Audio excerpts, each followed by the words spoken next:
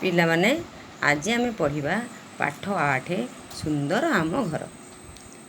ଆମ ଘରଟି ବହୁତ ସୁନ୍ଦର ନା, ସେ ସୁନ୍ଦର ଘର ବିଷୟରେ ଆଜି ଆମେ ପଢ଼ିବା। ମୁଁ ପଢ଼ୁଛି, ତୁମେ ସବୁ ଶୁଣ ଆଉ ବହିକୁ ଦେଖ।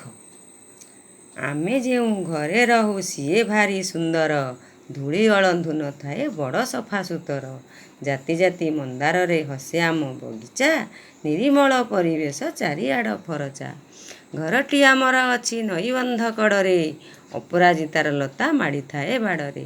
ପଢ଼ାପଢ଼ି ସାରି ଦେଇ ଭାଇ ବନ୍ଧୁ ମେଳରେ, ଆନନ୍ଦରେ ଖେଳ ଖେଳୁ ନୀତି ସଞ୍ଜ ବେଳରେ। ସୁନ୍ଦର ଘରକୁ ଆମେ କରୁନା ତ ଅସନା, ଆନନ୍ଦରେ ଥାଉ ସଦା ମନ ମାରି ବସନା। ହେଲା, ପଢ଼ିଲି।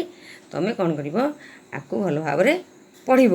ମୁଁ ଯେମିତି ଆବୃତ୍ତି କଲି ଗୀତଟିକୁ ଏମିତି ପଢ଼ିବାକୁ କହନ୍ତି ଆବୃତ୍ତି କରିବା। ଗୀତଟିକୁ ଆବୃତ୍ତି କରିବ। ତାପରେ ତୁମ ପାଇଁ କାମ ହେଲା, ତୁମେ ପଢ଼ିବ ଏମିତି ଲାଇନ୍ ଲାଇନ୍ କରି ଧାଡ଼ି ସବୁ ପଢ଼ିବ।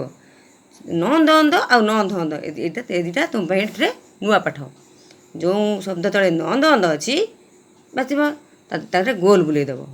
ଆଉ ଯେଉଁ ଶବ୍ଦଟି ନନ୍ଦ ଅନ୍ଧ ଅଛି ତା ଦେହରେ ତଳେ ଗାର ଦେବ। ଏମିତି ପଢ଼ି ପଢ଼ି ପଢ଼ି ପଢ଼ି ଶେଷ ପର୍ଯ୍ୟନ୍ତ ଗୋଟେ ଲାଇନ୍ ପଢ଼ୁଥିବ। ଏମିତି ନନ୍ଦ ଅନ୍ଧ ଆଉ ନନ୍ଦ ଅନ୍ଧକୁ କ'ଣ କରିବ, ଚିହ୍ନିକିରି ଗୋଲ ବୁଲେଇବ ଆଉ ଗାର ଦେବ। ହେଲା କି?